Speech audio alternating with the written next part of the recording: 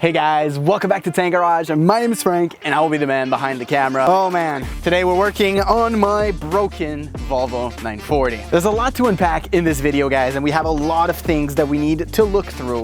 But man, this car has been a total S show. The only Volvo that I highly regret buying. So today we're gonna hopefully fix it. I've got some parts here like a fuel pump, a fuel filter that should hopefully fix our issue, and we'll talk about it a bit more in the video.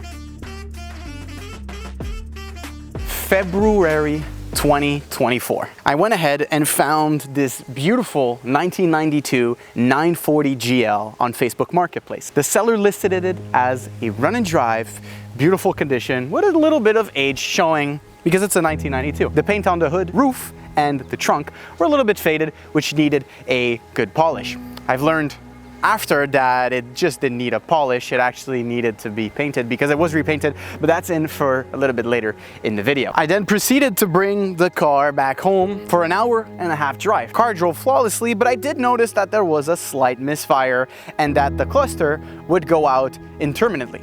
The seller had told me that this was caused by the bad battery and that I should be fine to get home and purchase the battery. I then did just that.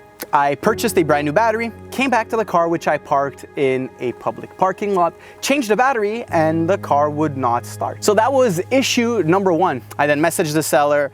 We got into an agreement because I did think that it was maybe the alternator that was going bad. So I did tell him, hey, listen, give me a little bit of money and I'll be going to fix it, or else I could just bring the car back. And that was mistake number two. Mistake number two was actually to not bring this car back, because now everything pretty much, you know, snowballed down to the state that the 940 currently is.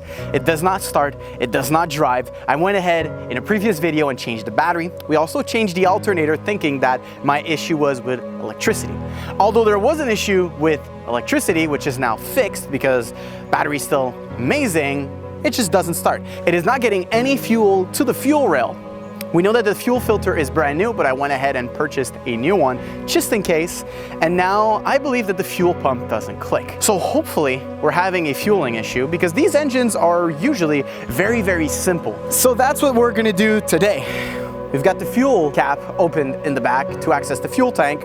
We're gonna get down and dirty, remove the fuel pump, and hopefully that will fix our issue, because this car is not registered under my name yet. It's still registered under the old owner, because as you guys know, in Quebec, in Canada, if the car is from another province or a certain amount of years has passed, this is a 1992, so it is considered as a classic vehicle, I do need to get a classic vehicle inspection done to give a right value to the car. So we are 4 months later. Not a single time have I driven this car except the day that we picked it up. And hopefully today we're gonna be fixing it. So here we've got the cap off. So I believe these look like 10mm bolts, and the bolts look brand spanking new. That could mean two things. I get a better way at going in this trunk, but yeah, there's no better way than just bending over and getting there. Flathead screwdriver, and we are going to pry this open. And now we have access to our beautiful fuel sender unit, which looks very, very dusty. And that's actually a good thing, guys, because if it's dusty, it means someone hasn't been in there in the recent months, or maybe, you know, how long. The cap is very, very dusty. The only thing that's going to be really annoying now is getting to that part. It's hard to tell. I'll try to show you guys, but it's pretty deep in there. But it's dusty, so that gives me faith. So while we have Carl here, my beautiful helper, in this absolutely gorgeous position, I will tell you guys what he's doing. So there's multiple hoses that are connecting. There's the main feed line, of course, to put the fuel into the tank.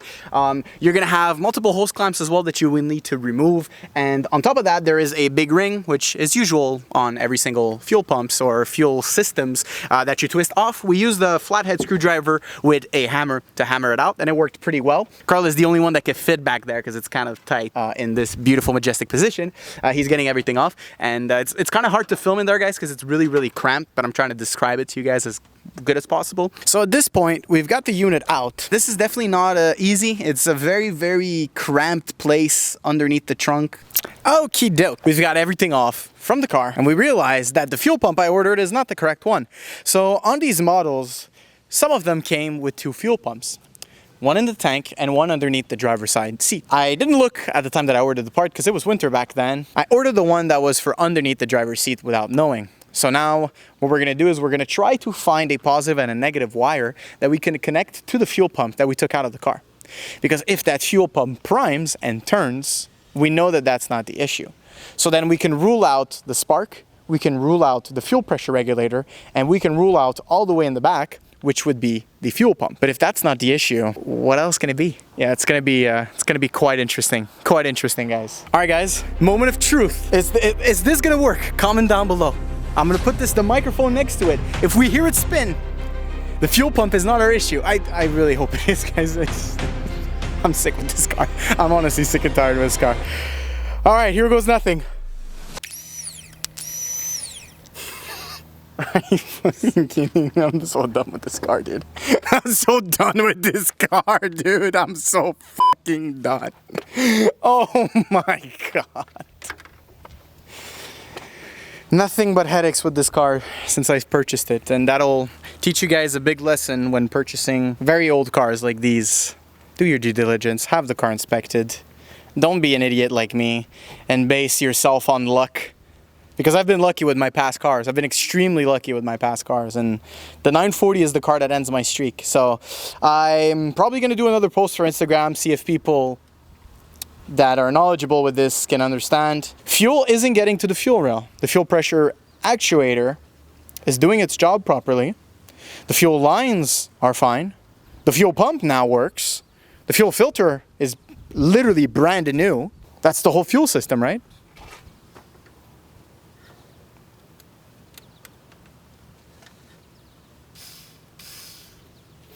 I might have to take a really, really big L and sell it for like $2,000. Someone to figure it out. I guess thanks for watching today's video.